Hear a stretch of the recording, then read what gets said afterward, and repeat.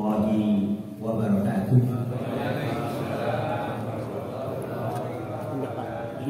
Alhamdulillah. Alhamdulillah. Alhamdulillahilladzi arsala rasulahu bil huda wa dinil haq liyudhhirahu 'ala dini kullihi wa kafaa billahi syahida.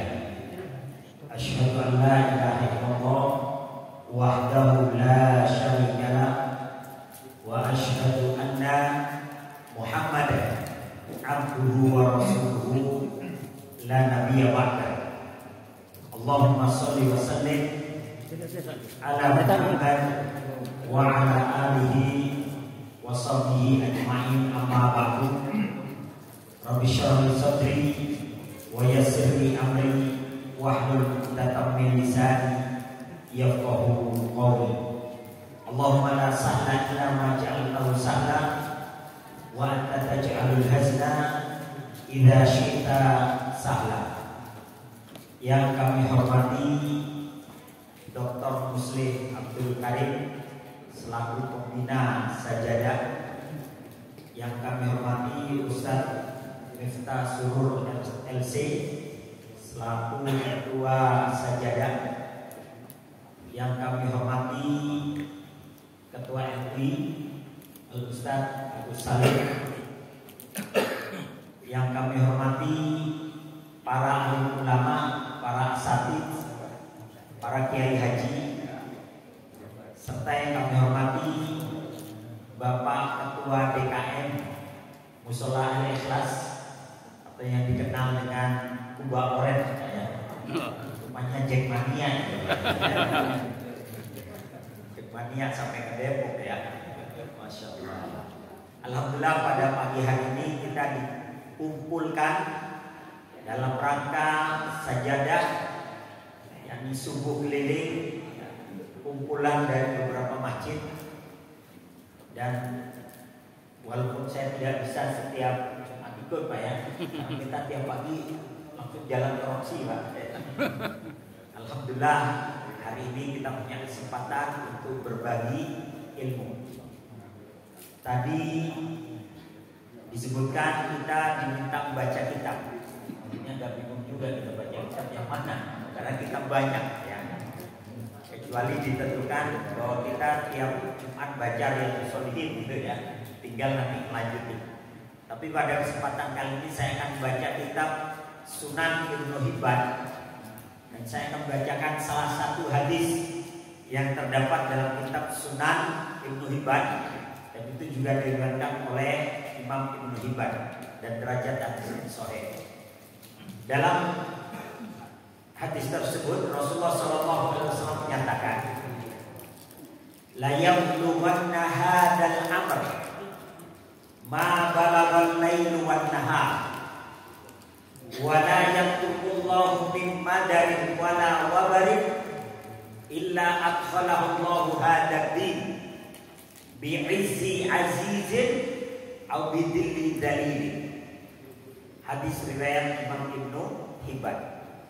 Rasulullah SAW menyatakan, la yablughanna hadzal amr, la yablughanna hadzal amr, agama ini akan menembus jarak yang bisa ditempuh oleh malam dan siang. Jadi di mana ada malam, di situ ada Islam. Di mana ada siang, di situ ada Islam. Kemudian Rasulullah melanjutkan, wala yatrukullahu min madarin wala wabarin illa adkhalahu Allahu hadzal din. Dan tidak ada rumah-rumah di perkotaan atau di pedesaan kecuali Allah akan memasukkan agama ini ke dalam rumah tersebut. Bi'izzi azizin au bidulli dalilin. Dengan kemuliaan orang yang mulia, artinya Islam ini akan dibawa oleh orang-orang yang mulia, au bidulli dalilin, atau bahkan Islam ini akan berkembang karena kehinaan orang-orang yang hina. Hadis diriwayatkan oleh Imam Ibnu Hibban. Jadi Rasulullah sudah kalau bahasa kita itu memprediksi, Pak, akan menyatakan bahwa Islam ini akan menyebar sejauh jarak yang bisa ditempuh oleh malam dan siang. Dulu Islam ketika datang dianggap aneh. Bada'al Islamu ghariban wa sayaudu ghariban kama bada. Islam dulu dianggap aneh, dianggap asing, walaupun nanti pada akhirnya akan kembali asing. Tapi Rasulullah menyatakan la yablughanna hadzal amr. Tapi agama ini akan masuk ke seluruh penjuru yang bisa ditembus oleh malam dan siang. Maka tidak ada rumah-rumah di kota-kota besar atau bahkan di pelosok-pelosok desa kecuali agama ini akan masuk ke dalamnya. Dengan apa? Nih, Pak. Rasul dulu nggak bicara tentang Android, ya. Rasul nggak bicara tentang HP. Nabi nggak bicara tentang internet, nggak bicara tentang wifi, nggak bicara tentang Google, nggak bicara tentang WhatsApp dan sebagainya. Tapi Nabi bilang nanti agama ini akan masuk ke pelosok-pelosok desa, bahkan ke kota-kota besar. Ternyata dengan apa? Dengan ini, Pak. Dakwah sekarang berkembang dengan ini. Walaupun Nabi juga mengatakan bahwa nanti akan masuk fitnah-fitnah bahkan ke rumah-rumah bangsa Arab. Ternyata dengan ini juga, ya. Artinya HP kita ini kalau kita gunakan untuk kebaikan, ya dia akan menjadi sarana untuk dakwah, sarana untuk kebaikan. Tapi kalau kita gunakan untuk kemaksiatan, ya akan menjadi sarana. Berapa banyak penipuan terjadi lewat HP. Tapi yang jelas, lewat ini Islam masuk ke rumah masing-masing. Bahkan di dunia barat hari ini menyaksikan, Pak. Ya, apalagi ada Piala Dunia di Qatar, itu mereka menyaksikan semua lewat HP mereka. Ya. Dan mereka melihat ada sesuatu yang berbeda dalam perhelatan Qatar ini. Tidak seperti di negara-negara lain. Penuh warna sekarang. Bahkan seorang wartawan Jerman itu mengatakan, kami melihat sesuatu yang berbeda dalam perhelatan Piala Dunia Qatar ini. Kami melihat anak-anak muda membawa ibu mereka ke tengah-tengah lapangan dan mencium ibu mereka sebagai tanda penghormatan. Itulah Islam. Di saat dunia barat mereka mendapatkan kemenangan yang dicium pacarnya, Pak, yang dicium istrinya, tapi mereka membawa ibu mereka ke tengah lapangan. Dan kami ingin mengambil pelajaran dari ini bahwa betapa mulianya seorang ibu. Dan kami ingin pelajari ini supaya nanti bangsa Arab ketika menang bola mereka mencium ibu dan bapaknya. Nah, ini jadi ada sesuatu yang berbeda sehingga membuat orang-orang kemudian mulai belajar Islam. Tidak sedikit yang kemudian masuk Islam karena pelajaran dari Islam itu sendiri. Bahkan kata Nabi, Islam ini akan menyebar ke seluruh penjuru, ya. Tidak ada rumah-rumah kecuali Islam masuk ke dalamnya. Dengan siapa Islam itu berkembang? Bi'izzi azizin, dengan kemuliaan orang yang mulia. Makanya, Pak, ada seorang ilmuwan dari Prancis namanya Dr. Maurice Bucaille. Tahun 1975 dia menyatakan, masa sih jenazah Fir'aun yang di Mesir itu benar-benar Fir'aun yang diceritakan dalam Al-Quran atau yang diceritakan dalam Taurat dan Injil. Maka dia mulai izin kepada pemerintah Mesir untuk meneliti jasad Fir'aun itu. Dia bikin tim. Ya. Kemudian tahun 1975 dia bikin itu tim. Kemudian dibelah itu jasadnya Fir'aun, diambil itu kandungan garam yang ada dalam perut dan kerongkongan yang ada di Fir'aun, termasuk kandungan pasir. Begitu dia merentahkan timnya untuk menyelam ke Laut Merah, diambil kandungan garamnya, diambil kandungan pasirnya, ternyata diteliti 99% cocok. Sehingga dia mengatakan, kita baru tahu, baru yakin bahwa ini Fir'aun yang diceritakan oleh Al-Quran ataupun dalam Injil itu, ya. Tahun 1975 baru yakin kita, tapi Al-Quran sudah membahasnya tahun 1500 tahun yang silam. maka ini tidak lain kecuali karena Islam. Maka Dr. Maurice Bucaille dan beberapa timnya masuk Islam. Maka begitu Dr. Maurice Bucaille masuk Islam, yang lain, ilmuwan lain, kemudian bahkan yang orang-orang Prancis yang lain mengatakan begini, itu dokter aja masuk Islam, ya. Maka mereka pun akhirnya berbondong-bondong masuk Islam. Makanya Islam di Prancis itu banyak, ya. Islam di Prancis itu banyak.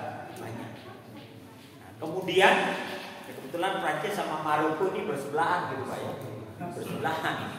Orang Maroko bisa bahasa Prancis, orang Prancis juga banyak yang bisa bahasa Maroko. Kemudian tidak hanya itu, bahkan seorang profesor dari Jepang, Shouki Futaki, ketika dia membaca sebuah hadis, idza waqa'ad dubabu ala syarabi ahadikum, apabila lalat masuk ke dalam air minum kalian, falyaghmisu, maka tenggelamkan sedikit. Yaghmis bukan pencet Pak, pencet lagi ya. Ditenggelamkan sedikit, ya. Summal la yanzihu, kata Nabi, kemudian buanglah itu lalat, ya. Kemudian minumlah, kata Nabi, karena sesungguhnya fi ahadi janahaihi da'un wa fi ahadihima dawa'un, karena sesungguhnya dalam lalat itu di salah satu sayapnya ada racunnya, salah satunya ada penawarnya. Maka Profesor Dr. Shouki Futaki meneliti, masa sih Muhammad kan gak sekolah di Harvard, juga gak sekolah di UI gitu, masa iya dia ngomong begini? Diteliti itu Pak. Begitu diteliti ternyata benar, ya. Tidak cuma itu, kemudian dia membaca hadis lagi nih, dia belum masuk Islam nih, baru meneliti, sudah mulai yakin, ya. Di saat teknologi canggih belum ada pada masa Muhammad, tapi Muhammad sudah bicara itu. Maka kemudian dia meneliti lagi sebuah hadis yang menyatakan, idza walawal kalbu ala ina'i ahadikum, jika tempat makan minum kalian dijilat oleh anjing, ya, maka cucilah 7 kali. Yang pertama dengan debu, yang 6 kali disiram pakai air, ya. Maka kemudian dia meneliti, kenapa sih harus pakai debu pertama, kemudian disiram dengan air 6 kali. Bukannya sekarang ada deterjen, sekarang ada Mama Lemon, ya, ada ini dan sebagainya. Dia teliti itu, ada 2 piring, dia buat makan anjing. Yang satu dia bersihkan pakai debu sebagaimana yang diinginkan oleh hadis. Pakai debu dia bersihkan, kemudian dia siram dengan air 6 kali. Setelah itu dia simpan di tempat yang steril, ditutup, kulkas lah kalau bahasa kita. Yang satu lagi dia cuci pakai deterjen biasa, sabun biasa. Kemudian dia taruh dalam sebuah tempat yang steril. Kemudian dua-duanya diteliti lewat mikroskop. Ternyata piring yang dibersihkan dengan debu itu bersih Pak, tidak ada kuman-kuman rabies menempel di situ. Ya. Sedangkan yang masih pakai deterjen masih ada kuman-kuman rabies di situ, menempel di piringnya itu. Yang kalau kita tuangkan makanan, dia akan masuk ke dalam tubuh kita. Maka kata dia, Muhammad gak sekolah, ya, tapi dia bisa bicara tentang ini, pasti ini adalah wahyu. Kan nggak mungkin, dulu belum ada Google Pak, ya. Tapi nggak mungkin buka Google dulu, ya. Ternyata benar, akhirnya Profesor Shouki Futaki masuk Islam. Dengan masuk Islamnya Profesor Shouki Futaki membuat dokter-dokter di Jepang kemudian banyak yang memeluk Islam. Akhirnya beliau diangkat jadi salah satu ketua rumah sakit. Maka setiap rumah sakit tiap kamarnya dikasih tulisan, fa idza maritu fa huwa yasfi. Apabila aku sakit, maka dialah Allah yang memberikan kesembuhan kepadaku. Maka tidak sedikit pasien beliau setelah dirawat inap pulang jadi muslim Pak. Masya Allah. Pulang jadi muslim. Sampai mereka mengatakan, hati-hati ke rumah sakitnya Dr. Shouki Futaki, lu pindah keyakinan. Begitu. Masya Allah. Karena di Jepang ini luar biasa. Di Jepang tuh tingkat bunuh dirinya tinggi Pak. Ya. Karena banyak orang-orang stres. Hidup mereka itu hanya kerja dan uang, kerja dan uang. Pergi pagi, pulang malam. Yang didapat cuma P27. Pergi pagi, pulang petang, pontang-panting, peletan pelotot, pilang lirik, pinggang pegel, pantat panas, kepala pusing, perut perih, penghasilan pas-pasan, pengeluaran pol-polan, potong pajak pisan. Ya. Sehingga stres mereka. Ya. Maka begitu mereka mengenal Islam, ada suatu kedamaian. Karena di Jepang Pak ada rumah-rumah yang disewakan untuk bunuh diri. Jadi memang sengaja yang punya rumah dikasih pengumuman, Anda mau bunuh diri, sewa rumah ini. Begitu, tapi bayar di depan, ya. Jangan bunuh diri baru bayar. Ya. Jadi ada itu saking tingginya tingkat orang stres. Tapi begitu mereka mengenal Islam, kata mereka kami mengenal kedamaian. Ya. Makanya di Jepang itu luar biasa, perkembangan Islam juga luar biasa. Nah kemudian dan masih banyak lagi pengaruh Islam terhadap dunia Barat. Khususnya di dunia olahraga. Ketika Muhammad Ali itu masuk Islam, pengaruhnya besar loh Pak. Ketika Muhammad Ali kemana-mana gak ada yang ngawal, ditanya, Anda itu kan public figure, musuhnya banyak, kok gak ada yang ngawal? Memang banyak bodyguardnya, banyak dia itu. Satu bodyguard saya kata dia, udah hitung-hitung dia bilang satu lagi. Ya. Siapa? Allah Subhanahu Wa Taala. Pengaruh Ali. Jadi begitu Ali menang banyak yang syahadat, Pak. Ya. Karena Ali kalau sebelum ini doa dulu. Jadi sengaja dia dakwah. Dia nggak malu dengan dakwanya. Ya. Sehingga kemenangan Ali jangan-jangan karena doanya. Maka banyak yang masuk Islam.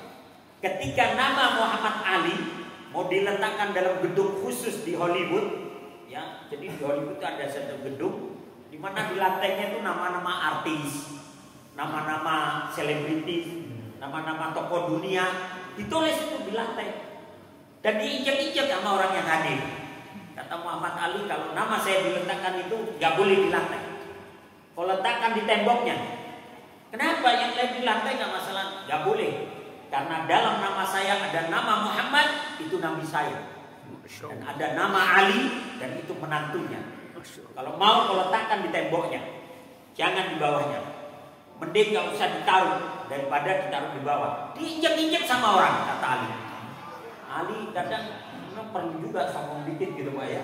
Seorang muslim itu kadang harus menunjukkan izahnya. Akhirnya nama Muhammad Ali itu ditaruh di temboknya. Yang lain diinjak-injak, nama Muhammad Ali. Ketika Mike Tyson masuk Islam itu banyak pengaruh. Ketika dulu ada petinju Naseem Hamed, sampai pembawa acaranya, MC-nya sampai selalu mengatakan Naseem Hamed Allahu Akbar, gitu ya. Sampai dia ikutan. Akhirnya tiap Naseem Hamed menang di Inggris itu banyak yang Islam, Pak. Banyak yang kemudian syahadat. Makanya Inggris itu sekarang kalau Jumatan itu sampai meluber ke jalanan, Pak.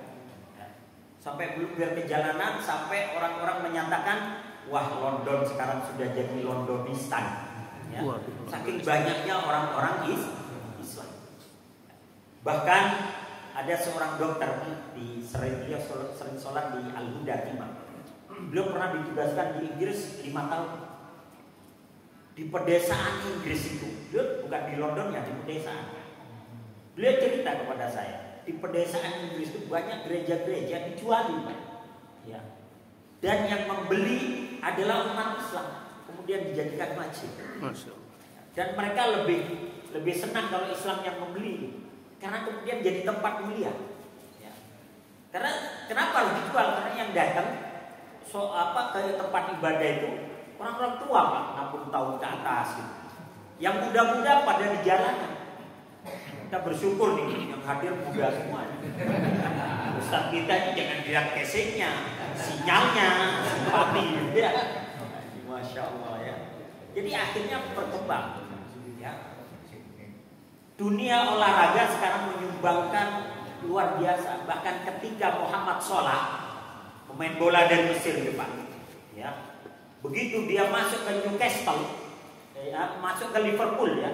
Begitu dia masuk ke Liverpool, maka mereka mengatakan besar Liverpool itu, pengurus-pengurusnya mengatakan semenjak Muhammad Salah masuk ke Liverpool, maka ungkapan rasia atau penghinaan terhadap ras berkurang drastis.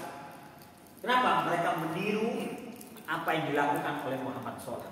Tidak mabok-mabokan, tidak main perempuan, tidak ini, tidak itu. Bahkan dia menyarankan bahwa orang-orang yang nonton bola jangan minum khamar. Sehingga sedikit sekali yang berantem. Kan yang bikin tawuran khamar itu, Pak. Ya. Ada dangdutan aja yang mabuk tawuran, Pak. Begitu akhirnya mereka fans Liverpool mengatakan Muhammad Salah make a goal against and we will convert to Islam. Muhammad Salah buatlah satu gol lagi dan kami akan masuk Islam. Benar Pak, begitu ngegolin syahadat Pak. Ya, syahadat. Ketika Newcastle dibeli oleh Muhammad bin Salman, ya, klub Inggris dibeli oleh Muhammad bin Salman, berubah semua Pak. Orang yang tadinya antipati kepada Islam sekarang jadi simpati. Bahkan fans Newcastle itu kalau nonton bola pakai sorban sekarang Pak. Pakai gamis, pakai sorban. Yang tadinya cuma pakai celana pendek gitu ya, perempuannya sekarang pakai sorban dan tidak sedikit yang mau pakai jilbab. Ya. Jadi pengaruh-pengaruh dan media sosial dan para selebriti yang mereka adalah muslim itu memberikan pengaruh yang besar. Inilah yang disabdakan oleh Nabi bi izzi azizin. Islam itu menyebar dengan kemuliaan orang-orang yang mulia. Awidilli dalilin, atau bahkan Islam ini akan tetap menyebar karena kehinaan orang yang hina. Tidak sedikit yang menghina Islam, Pak.